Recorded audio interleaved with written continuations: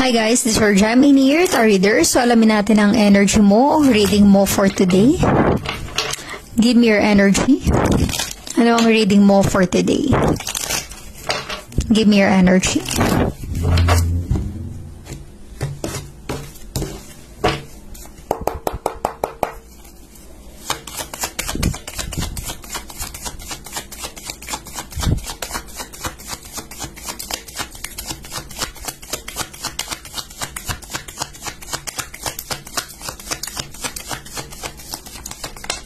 Okay. You have here the full energy. Okay? This is some kind of energy na para bang just take a leap of faith. Huwag mo nang stressin ang sarili mo, kaka-overthink sa sitwasyon. Okay? Ipagpasa Diyos mo na lang ang lahat. Kung meron ka mang pinagdadaanan sa ngayon at nakita mo yung sign na ito, ibig sabihin yan, manalig ka. Have faith, magtiwala ka. Okay? Na lahat ng mga nangyayari sa buhay mo, may purpose yan, may dahilan. At darating ang panahon, kung talagang ibibigay sa iyo kung ano yung hinihiling or pinagdarasal mo, ibibigay yun sa iyo kung talagang yun ay para sa iyo. Okay? Just take a leap of faith. Kasi ang iba dyan, maaaring nai-stress, nag-overthink. Okay? Para bang nag-aantay, umaasa.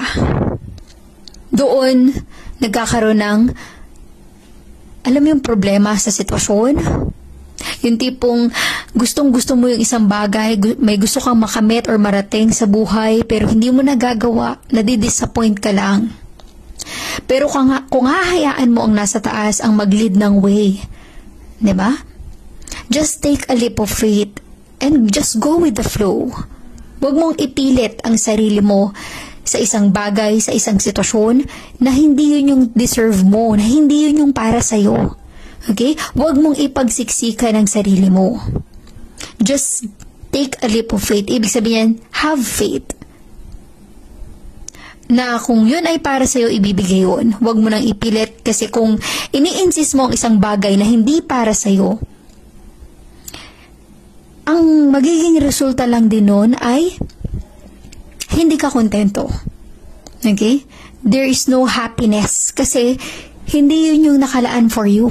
Okay? Wag nang ipilit ang isang bagay.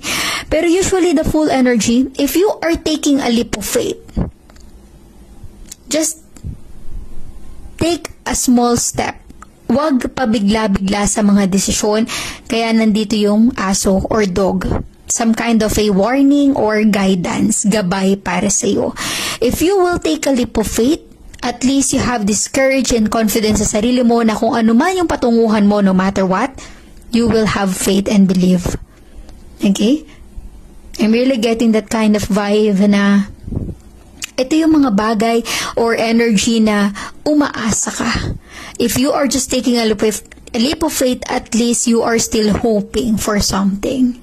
You are still believing that nothing is impossible.